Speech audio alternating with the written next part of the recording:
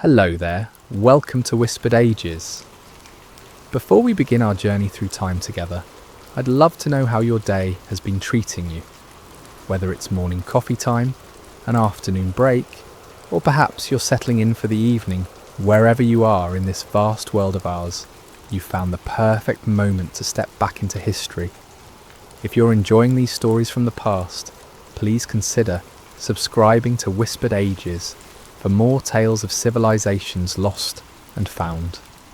Tonight, we travel to the highlands of ancient Anatolia, to a people whose very name was forgotten by time itself. This is the story of the Hittites, an empire that once stood shoulder to shoulder with the pharaohs of Egypt, yet vanished so completely that for 3,000 years they existed only as mysterious references in ancient texts. Settle in as we uncover the rise and fall of one of history's most remarkable forgotten empires, Central Anatolia, circa 1700 to 1400 BCE. The morning mist clung to the valleys of Central Anatolia as Labana I stood atop the hill that would one day hold the mighty walls of Hattusa. Below him stretched a landscape of scattered settlements, each jealously guarding its independence, each vulnerable to the raiders who swept down from the northern mountains or up from the southern plains. But Labana saw something different in this fractured land. He saw unity waiting to be born. The year was approximately 1680 BCE, and the world was a tapestry of emerging powers. In the south, the great cities of Mesopotamia continued their ancient dance of conquest and commerce. To the southwest, Egypt was entering a period of unprecedented wealth and expansion. But here, in the Anatolian highlands, something new was stirring. Labana was not originally from these lands. His people, the Hittites, were part of the great migration of Indo-European speakers who had been spreading across the ancient world for centuries. They had arrived in Anatolia to find an established people called the Hatti, skilled in metalwork and blessed with knowledge of the local terrain. Rather than simply conquering and displacing these indigenous people, the Hittites did something remarkable for the ancient world. They adapted. The fusion was not immediate, nor was it always peaceful. Villages burned, warriors fell, and families fled in the darkness of night. But gradually, through a combination of military prowess and cultural flexibility, the Hittites began to absorb Hattian customs, gods, and even administrative practices. They learned to work the iron deposits that were scattered throughout their mountain homeland, developing techniques that gave them weapons superior to the bronze implements used by most of their contemporaries. Labana's genius lay not just in his ability to conquer, but in his capacity to organise. Where previous warlords had been content to raid and retreat, he established permanent garrisons. Where others had ruled through fear alone, he offered incentives for loyalty. Craftsmen who submitted to his rule found their skills valued and their workshops protected. Merchants discovered that the roads under Hittite control were safer than they had been in generations. The process of unification took decades. City-states that had maintained their independence for centuries did not surrender easily. The siege of Purushanda lasted 3 years, with both sides employing every technique of ancient warfare. Great earthworks were raised, undermining operations carved secret tunnels beneath defensive walls, and the latest innovations in siege engines were deployed. When the city finally fell, Labana made another decision that would characterise Hittite rule for centuries to come. Rather than destroying Purushanda utterly, he incorporated its surviving defenders into his own army and its craftsmen into his growing administrative apparatus. By 1650 BCE, the basic structure of what would become the Hittite Empire was taking shape. Hattusa, the capital, was growing from a modest hilltop settlement into a proper city. The location had been chosen with care. Situated on defensible high ground, but close to important trade routes, it commanded the surrounding valleys, while remaining accessible to merchants and diplomats. The earliest palace complex was modest by later standards, but it already displayed the architectural innovation that would become a Hittite trademark. The Hittites were quick to adopt and adapt technologies from their neighbours. From Mesopotamia, they learned the art of cuneiform writing, though they adapted it to record their own Indo-European language. From the Assyrians, they acquired techniques for training horses and manufacturing chariots, but in each case they improved upon what they learned. Hittite chariots were lighter and more manoeuvrable than their Mesopotamian counterparts. Their cuneiform tablets, when archaeologists finally deciphered them millennia later, revealed a more sophisticated legal system than existed in most contemporary societies. The reign of Hattusili I, Labana's successor, marked the true emergence of the Hittites as a regional power. Where Labana had focused primarily on unifying the Anatolian highlands, Hattusili looked beyond the traditional boundaries of Hittite territory. His armies pushed south into Syria, bringing them into contact with the established powers of the ancient Near East for the first time. The Syrian campaigns were brutal affairs. Cities that had prospered under Mesopotamian protection suddenly found themselves facing warriors who fought with iron weapons and moved with a speed that Bronze Age armies had never encountered.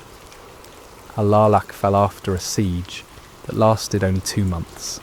Babylon itself, the ancient seat of Hammurabi's empire, trembled as Hittite scouts were reported within a day's march of its walls. But Hattusili's ambitions ultimately exceeded his resources. The supply line stretching from Anatolia to Syria proved vulnerable to attack, and maintaining garrisons in conquered territories strained the kingdom's manpower. After several years of costly campaigns, a compromise was reached. The Hittites would retain control of key strategic points in northern Syria, but they would not attempt to hold territory deep in Mesopotamia. This early phase of expansion taught the Hittites lessons that would serve them well in later centuries. They learned the importance of diplomacy as well as military might. They discovered that ruling conquered peoples required different skills than conquering them. Most importantly, they developed the administrative systems that would allow them to govern an empire stretching across multiple cultures and languages. The kingdom that emerged from these early centuries of growth was unlike anything else in the ancient world. At its heart was Hattusa, now protected by massive stone walls and gates that represented some of the finest military architecture of the Bronze Age. The famous Lion Gate, with its carved stone guardians, proclaimed Hittite power to anyone approaching the capital. Within the walls, a complex of palaces, temples, and administrative buildings housed the growing bureaucracy that governed Hittite territories. The Hittite army of this period was perhaps the most technologically advanced force in the ancient world. Their mastery of ironworking gave them superior weapons, while their innovations in chariot design provided them with unprecedented mobility on the battlefield. But technology alone did not account for their success. The Hittites developed tactical innovations that maximized the effectiveness of their equipment. Their chariots were used not as individual fighting platforms, as was common elsewhere, but as coordinated units that could execute complex maneuvers on the battlefield. Perhaps most remarkably, the Hittites were among the first ancient peoples to develop what we might recognise as professional diplomatic corps. As their territory expanded and they came into contact with more established powers, they discovered that negotiation could often achieve what military force could not. Hittite kings began to correspond regularly with their counterparts in Egypt, Babylon, and Assyria. These letters, preserved on cuneiform tablets, reveal a sophisticated understanding of international relations. The religious life of the Hittites during this period reflected their cultural adaptability. Rather than imposing their own gods upon conquered peoples, they added local deities to their pantheon. The result was a religious system of remarkable complexity, with over 1,000 gods receiving official recognition. This religious tolerance was not mere pragmatism, though practical considerations certainly played a role. The Hittites genuinely believed that gods were tied to specific places and peoples, and that conquering a territory meant assuming responsibility for its spiritual well-being as well as its material prosperity. By 1400 BCE, the foundations of what would become one of the ancient world's great empires were firmly in place. The Hittites had transformed themselves from a collection of tribal peoples into a sophisticated state capable of projecting power across vast distances. Their capital at Hattusa rivaled any city in the ancient world for its architectural grandeur and administrative complexity. Their army was feared from the shores of the Black Sea to the borders of Egypt, but the true test of Hittite power lay ahead. The second millennium BCE was entering its most turbulent period, as established empires clashed for dominance and new peoples pressed against the borders of civilization. The Hittites had built a strong foundation, but whether it could support the weight of empire remained to be seen. The height of Hittite power, circa 1400 to 1250 BCE. The sun was setting behind the walls of Hattusa when King Suppiluliuma I received the most extraordinary diplomatic communication of his reign. The message, written in Akkadian on a clay tablet, bore the seal of the Egyptian royal house, but this was no ordinary diplomatic correspondence between equals. This was a letter from Ankhesenamun, the young widow of Tutankhamun, pleading with the Hittite king to send one of his sons to marry her and rule Egypt. "My husband has died," the letter read, "and I have no sons. They say I should marry one of my servants, but I refuse. Send me one of your sons, and he shall be my husband and rule over Egypt." Suppiluliuma stared at the tablet in amazement. Never in the history of Egypt had a pharaoh's widow offered the throne to a foreign prince. The implications were staggering. With a single marriage alliance, the Hittites could potentially control both their own empire and the wealth of the Nile Valley. It was an opportunity beyond the wildest dreams of his predecessors. But it was also, Suppiluliuma realised, almost certainly a trap. This moment, occurring around 1323 BCE, perfectly captures the complexity of international relations during the height of the Hittite Empire. By this time, the Hittites had evolved far beyond their origins as Anatolian highlanders. They had become one of the four great powers of the late Bronze Age world, standing as equals with Egypt, Babylon, and Assyria in a complex web of diplomacy, trade, and warfare that spanned the known world. The rise to this position had not been easy or inevitable. After the foundational work of Labana and Hattusili, the Hittite kingdom had endured a century of internal strife and external pressure. Succession disputes had weakened royal authority, while aggressive neighbours had seized Hittite territories. For a time it seemed possible that the Hittites might collapse entirely, becoming merely another footnote in the long history of Anatolian peoples. The recovery had begun under Tudhaliya I, who had spent decades fighting to restore Hittite power, but it was under Suppiluliuma that the kingdom had truly been transformed into an empire. Taking the throne around 1344 BCE, he had combined military genius with diplomatic skill to expand Hittite influence further than ever before. His first major campaign had targeted the kingdom of Mitanni, which controlled much of northern Syria and had long been a rival for influence in the region. The Mitannians were formidable opponents, skilled in chariot warfare and backed by Egyptian gold. Their capital at Washukani was protected by elaborate fortifications and had never fallen to foreign assault. Superluliuma's approach to this challenge demonstrated the sophistication that Hittite warfare had achieved. Rather than attempting a direct assault on Mitannian strongholds, he first isolated them diplomatically. Secret negotiations with Mitannian vassals had revealed widespread dissatisfaction with their overlords. Heavy tribute demands and arbitrary rule had created numerous potential allies for the Hittites. The campaign itself was a masterpiece of strategic coordination. While Hittite armies engaged Mitannian forces in northern Syria, other units crossed the Euphrates far to the east, threatening the Mitannian heartland.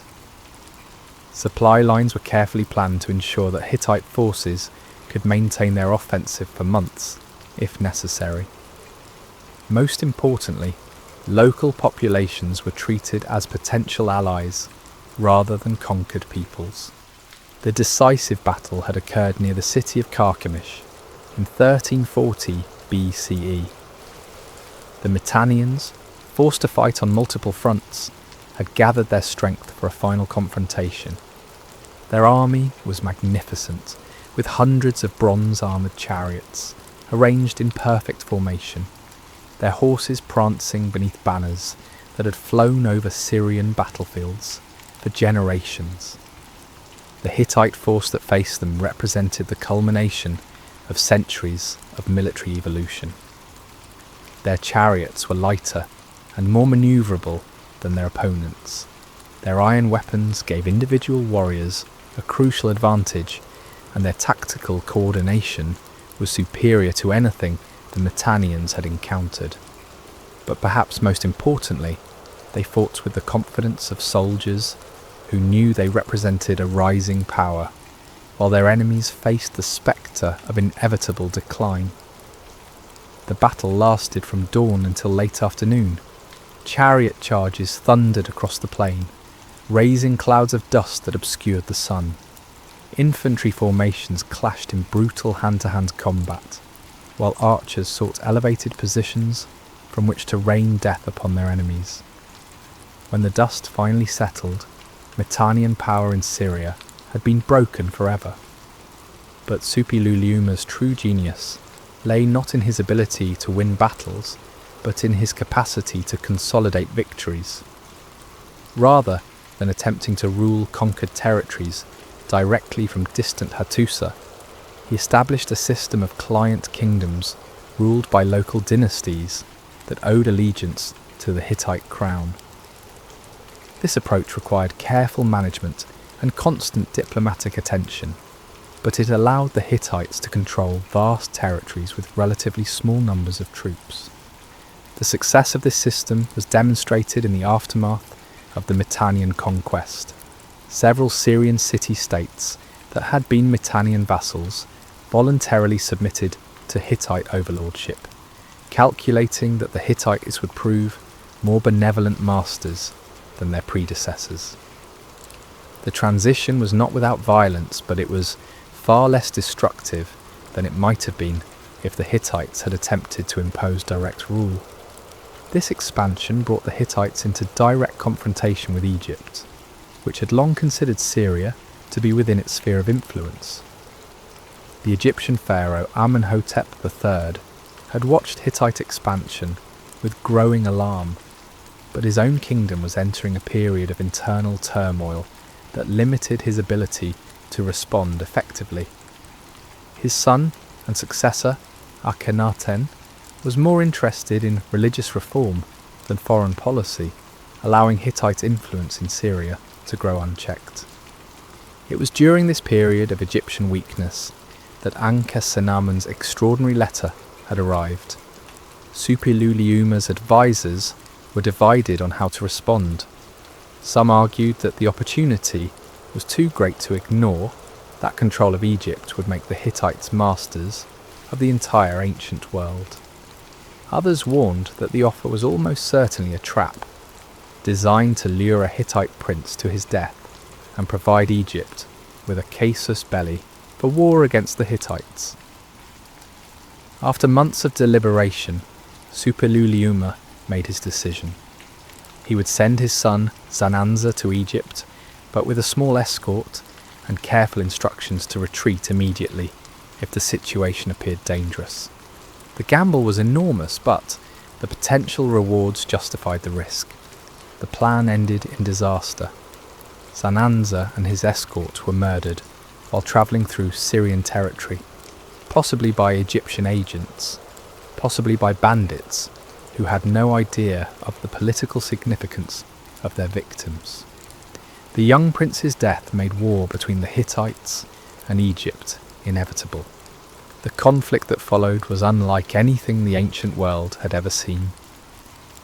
Both empires committed unprecedented resources to the struggle, recognizing that the outcome would determine the balance of power in the Near East for generations to come. Egyptian armies marched north through Palestine and Syria, while Hittite forces moved south from their strongholds in Anatolia. The decisive confrontation came in 1274 BCE at the city of Kadesh on the Orontes River. By this time, Suppiluliuma was dead, and the Hittite forces were commanded by his son Muwatalli II. The Egyptian army was led by the young pharaoh Ramses II, who had staked his entire reign on achieving a decisive victory over the Hittites. The armies that faced each other at Kadesh represented the pinnacle of Bronze Age military technology.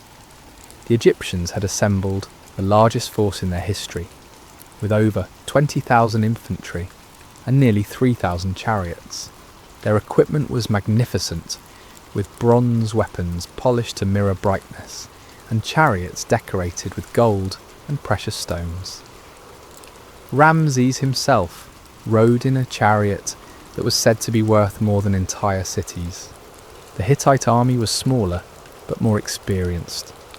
Muwatalli had learned from his father's campaigns and had refined Hittite tactics to achieve maximum effectiveness.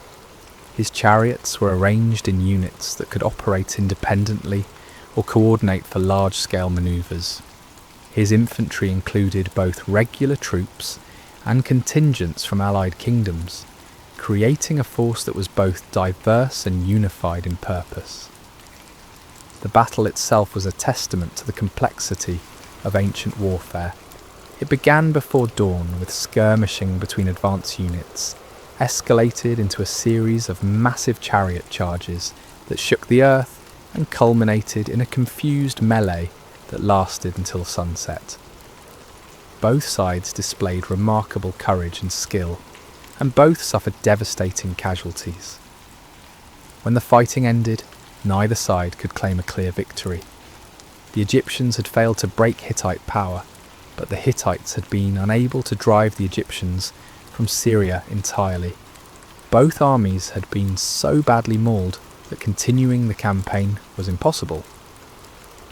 As night fell over the battlefield of Kadesh, it was clear that the war had reached a stalemate.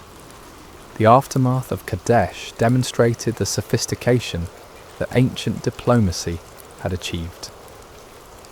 Rather than continuing a destructive conflict that neither side could win decisively, Muwatalli and Ramses began negotiations for a comprehensive peace treaty. The process took years and involved some of the finest diplomatic minds of the ancient world. The Treaty of Kadesh, signed in 1259 BCE, was a masterpiece of international law. It established clear boundaries between Egyptian and Hittite spheres of influence, created mechanisms for resolving future disputes, and even included provisions for mutual defence against common enemies. Most remarkably, it was recorded in both Egyptian hieroglyphs and Hittite cuneiform, ensuring that both sides understood their obligations precisely. The treaty ushered in a period of unprecedented cooperation between the two empires.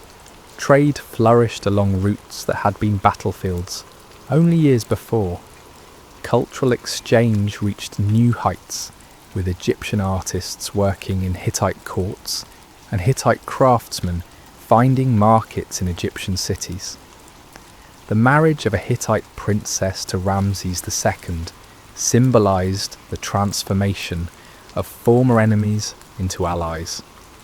This period of peace allowed both empires to focus on internal development and the challenges posed by other enemies. For the Hittites, the most pressing concerns came from the west, where new peoples were pressing against the established order. The Mycenaean Greeks had begun expanding their influence in western Anatolia, while mysterious raiders from the sea were threatening coastal settlements. The Hittites responded to these challenges with their characteristic combination of military force and diplomatic skill.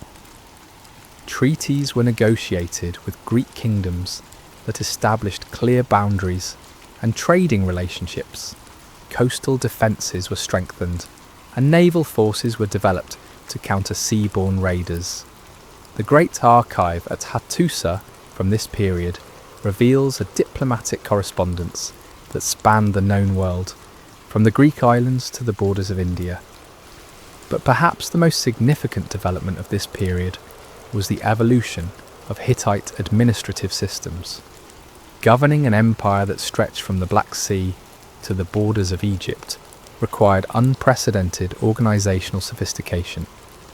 The Hittites developed legal codes that balanced local customs with imperial requirements, created tax systems that funded imperial administration without crushing local economies, and established communication networks that allowed rapid coordination across vast distances. The religious life of the empire also reached new heights of complexity during this period. The Hittite pantheon had grown to include over 1,000 deities, reflecting the empire's cultural diversity. Great festivals brought together worshippers from across the empire, creating a sense of shared identity that transcended local loyalties. The rock sanctuary at Yazlıkaya, with its magnificent reliefs depicting the entire Hittite pantheon, represented the artistic and spiritual culmination of this religious synthesis. By 1250 BCE, the Hittite Empire had achieved a level of power and sophistication that rivaled anything in the ancient world. Its armies were feared and respected from the Aegean to the Euphrates. Its diplomats were welcome in courts from Memphis to Babylon. Its merchants carried Hittite goods and ideas to the furthest corners of the civilized world. But beneath this magnificent facade, subtle signs of stress were beginning to appear. The empire's very success had created new vulnerabilities that would prove difficult to address. The complex administrative systems that governed distant territories required enormous resources to maintain. The diplomatic balancing act that kept potential enemies at bay demanded constant attention from the imperial court. Most ominously, changes in climate and population movements were creating pressures that would soon test the empire's resilience to its limits.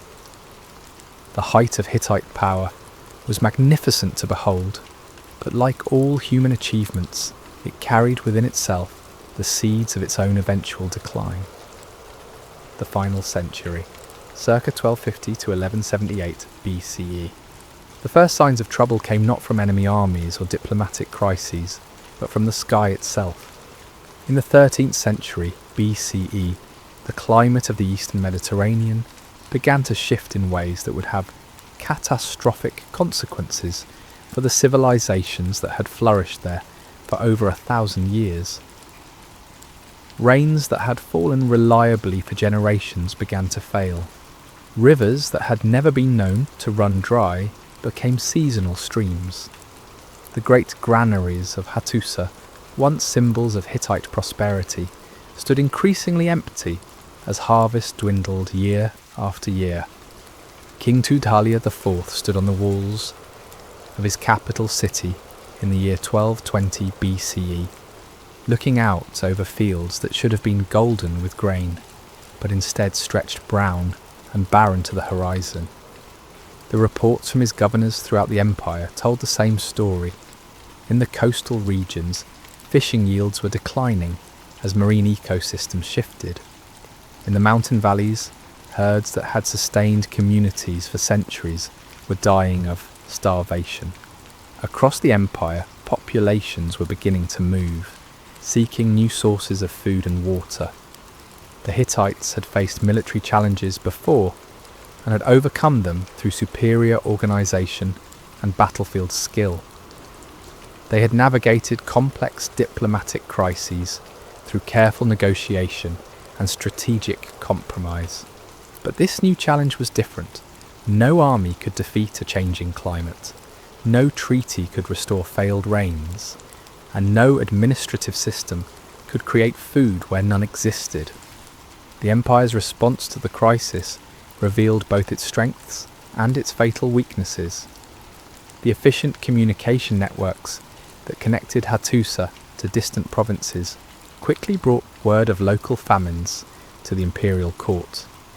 The sophisticated bureaucracy that governed the empire rapidly organised relief efforts, moving stored grain from regions that had been spared to those suffering from crop failures.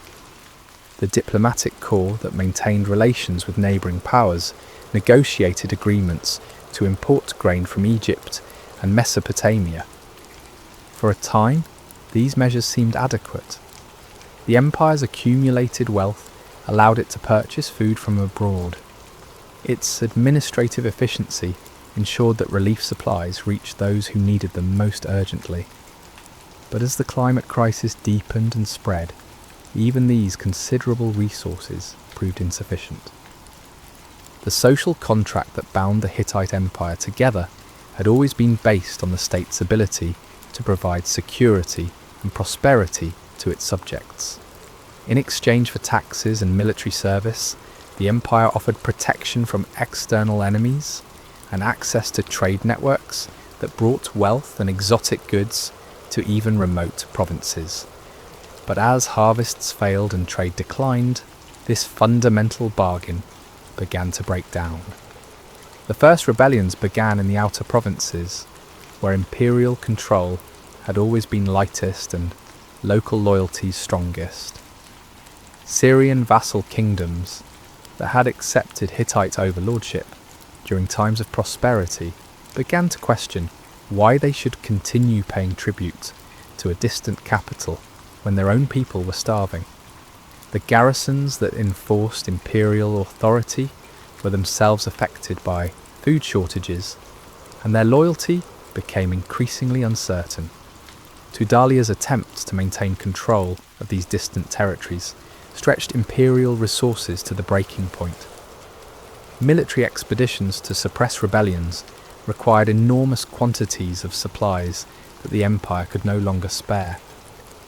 The soldiers who marched to restore order in Syria or western Anatolia had to be fed, and their absence from the imperial heartland left other regions vulnerable to attack or rebellion. The king found himself facing an impossible strategic dilemma. If he concentrated his forces to maintain control of the most valuable provinces, other regions would slip away from imperial control. If he spread his armies thinly to maintain a presence throughout the empire, none would be strong enough to deal with serious challenges. Each decision created new vulnerabilities, and each success in one region seemed to be balanced by failures elsewhere. The external pressures facing the empire were equally daunting. The same climate changes that were devastating Hittite territories were affecting peoples throughout the eastern Mediterranean and beyond. Populations that had maintained stable agricultural communities for generations were being forced to migrate in search of new homes. Some of these migrants were absorbed peacefully into existing communities, but others formed armed groups that threatened established settlements. The most dangerous of these population movements involved the mysterious peoples whom ancient sources called the Sea Peoples. Modern scholars still debate their origins and exact identity, but their impact on Bronze Age civilization was unmistakable. They appeared suddenly in the archaeological record around 1200 BCE, spreading destruction from the Aegean to the Levant. Their attacks were not random raids, but coordinated campaigns that suggested sophisticated organisation and clear strategic objectives. The Sea People's methods of warfare were unlike anything the established powers had encountered. They combined naval mobility with land-based tactics, allowing them to strike suddenly at coastal settlements and then disappear before defensive forces could respond. Their equipment and fighting techniques suggested influences from multiple cultures, indicating that they were not a single ethnic group but rather a confederation of displaced peoples united by desperation and opportunity. When the Sea Peoples first appeared in waters off the Hittite coast, Tudhaliya's initial response was to treat them as just another group of raiders who could be dealt with through conventional military action.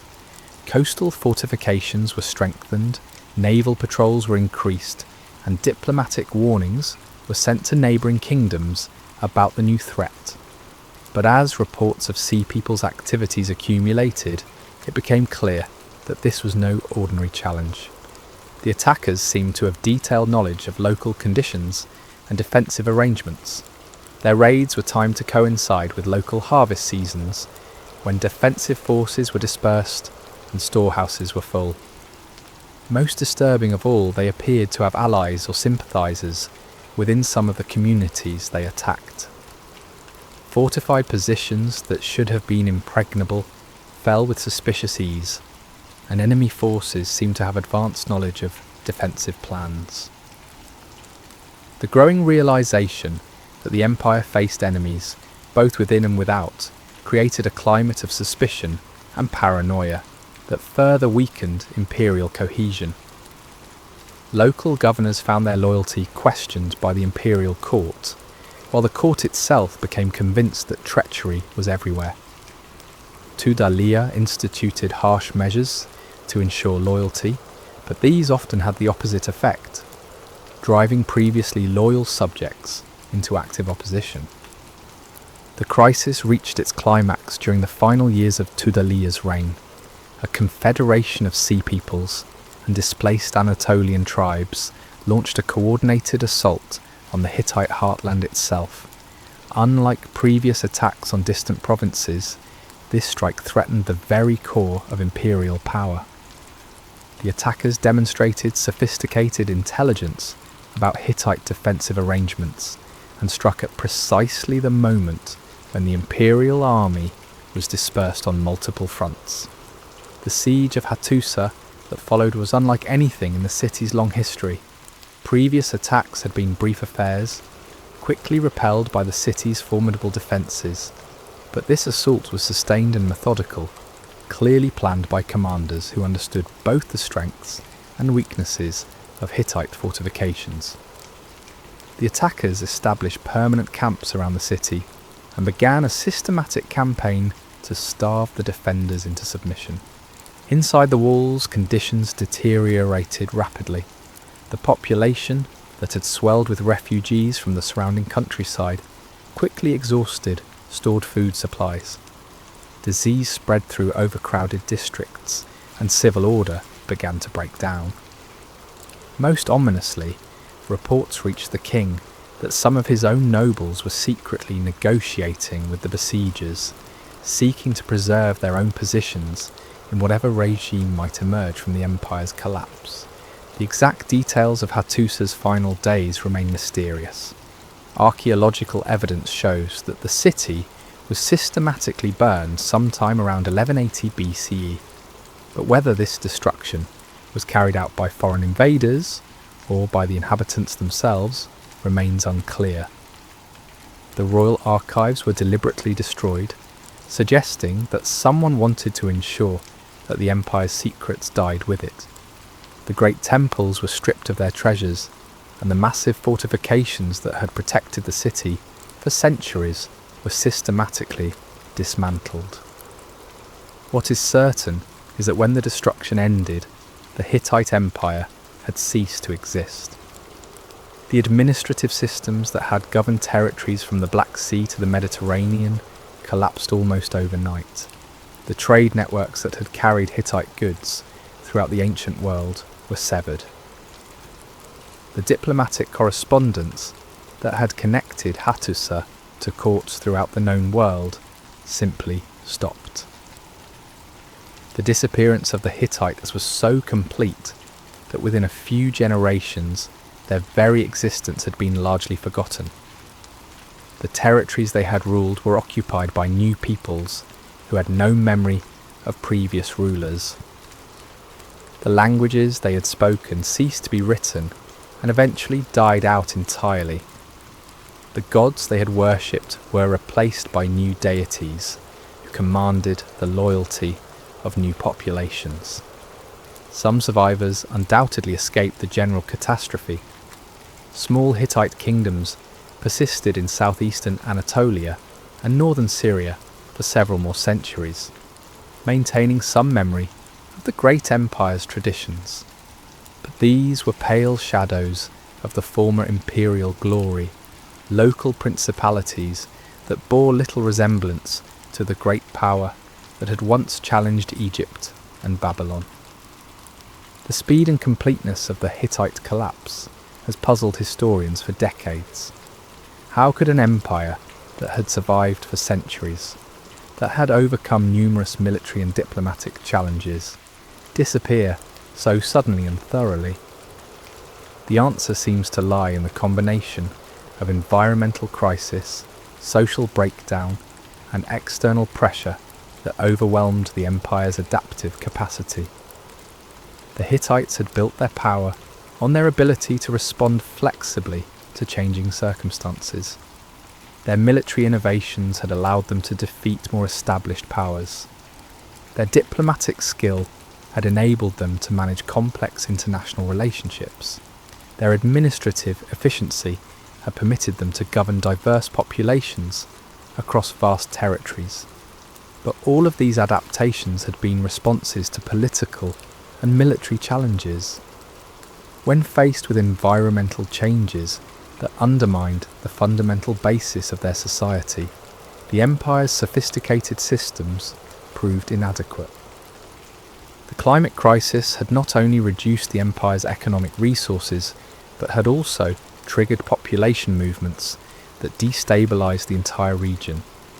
The administrative systems that had efficiently governed stable populations proved unable to cope with massive refugee movements and social upheaval. The military forces that had defeated organised armies were less effective against the guerrilla tactics employed by desperate migrants. The diplomatic networks that had maintained peaceful relations between established kingdoms could not function when those kingdoms themselves were collapsing. Perhaps most fatally, the empire's very success had created vulnerabilities that became critical weaknesses during the crisis. The concentration of wealth and population in major cities like Hattusa had created magnificent centres of civilization, but it had also created targets that were difficult to defend and catastrophic to lose. The efficient communication systems that had allowed rapid coordination across the empire also meant that bad news and panic could spread just as quickly as administrative orders. The cultural synthesis that had united diverse peoples under Hittite rule proved fragile when the empire could no longer deliver the prosperity and security that had made that unity attractive. By 1178 BCE, the last vestiges of Hittite imperial power had vanished. The great gates of Hattusa stood empty, their carved lions gazing out over abandoned streets. The cuneiform tablets that recorded the empire's laws, treaties, and administrative decisions lay buried under the rubble of collapsed buildings. The very memory of the people who had once ruled from the Aegean to the Euphrates, began its long journey into oblivion. For over 3,000 years, the Hittites would remain forgotten, remembered only in scattered references in biblical texts and Egyptian inscriptions. Their magnificent capital would become a ruin of stones whose builders were unknown. Their language would become an archaeological puzzle waiting for scholars who would not be born for millennia. Their empire would become one of history's greatest lost civilizations, waiting for rediscovery by minds that could barely imagine the world in which they had flourished. The Archaeological Renaissance, 19th to 20th century CE. The morning sun cast long shadows across the barren hills of central Anatolia as Charles Texier guided his horse along the ancient caravan route that wound through the valley below Boaz-Calais. It was March 1834, and the French archaeologist was nearing the end of a long journey through the Ottoman Empire, documenting ancient ruins and making notes for the scholarly papers he hoped would establish his reputation back in Paris. He had already visited the better-known sites around Ankara and was now exploring the more remote regions where local villagers spoke of old stones and mysterious carvings. What Texier discovered that day would eventually revolutionise our understanding of the ancient world, though he himself had no idea of the significance of his find. Scattered across the hillsides were massive stone blocks, clearly the remains of ancient fortifications. Gates carved with strange figures stood partially buried in centuries of accumulated soil. Most intriguingly, fragments of inscribed stones bore writing in an unknown script that bore no resemblance to any ancient language Texier recognised. The local villagers called the ruins Boaz-Calais, or Gorge Castle, but they had no memory of who had built these massive structures. Turkish and Kurdish families had lived in the region for centuries, but their oral traditions contain no stories about the ancient builders. The ruins were simply part of the landscape, useful primarily as sources of building stone for more recent construction projects. Texier made careful drawings of what he saw and collected samples of the inscribed stones, but he left Boaz-Calais with more questions than answers. His subsequent publications described the ruins as possibly belonging to the ancient city of Tavium, mentioned by Roman authors as a Galatian settlement. It was a reasonable guess based on the limited information available, but it was completely wrong.